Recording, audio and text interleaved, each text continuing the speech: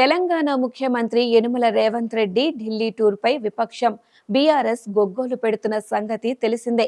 ఈ క్రమంలో తాను ఢిల్లీకి వెళ్లిన మాట వాస్తవమేనన్న రేవంత్ ఇంకా చెప్పాలంటే వందల సార్లు వెళ్తా అంటూ అసెంబ్లీ సాక్షిగానే సంచలన ప్రకటన చేశారు.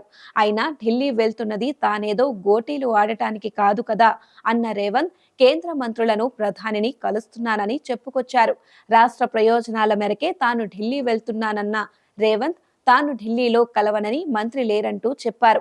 అంటే రాష్ట్రానికి నిధులతో ఎలాంటి సంబంధం లేని మంత్రులతోనూ ఆయన భేటీ అవుతున్నారన్నది తేల్చేశారు.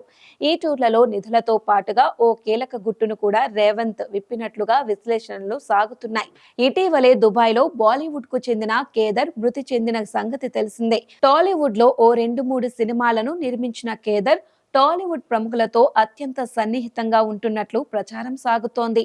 అదే సమయంలో బీఆర్ఎస్ కు చెందిన పలువురు కీలక నేతలతోనూ ఆయనకు ఆర్థిక సంబంధాలు ఉన్నాయని, అందులో భాగంగా బీఆర్ఎస్ వర్కింగ్ ప్రెసిడెంట్ కేటీఆర్ తో ఆయనకు సంబంధాలున్నాయని వార్తలు వినిపిస్తున్నాయి.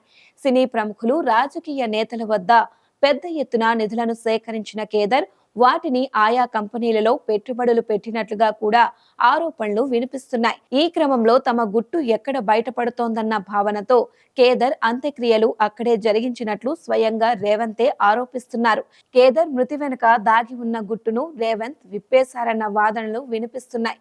ఈ విషయాన్ని స్వయంగా రేవంత్ అసెంబ్లీలో ప్రకటించారు కూడా. తన ఢిల్లీ టూర్లలో ఇతర మంత్రులతో పాటు విదేశాంగ శాఖ మంత్రి జయశంకర్ తోనూ ఆయన భేటీ అయ్యారు. ఈ సందర్భంగా కేదర్ మృతికి దారితీసిన కారణాలు, ఆ మరణం వెనుక ఉన్న వారెవరు, కేదర్ అంత్యక్రియలు అక్కడే జరగటానికి గల కారణాలు మొత్తాన్ని జయశంకర్ సాయంతో రేవంత్ దుబాయ్ నుంచి సేకరించినట్లుగా వార్తలు వినిపిస్తున్నాయి.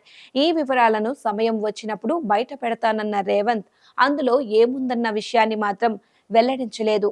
దీంతో ఢిల్లీలో రేవంత్ తెలంగాణ రాష్ట్ర ప్రయోజనాలతో పాటుగా తెలంగాణలో జరుగుతున్న కీలక విషయాలను కూడా రాబట్టే దిశగా కీలక అడుగులు వేస్తున్నట్లుగా ప్రచారం సాగుతోంది.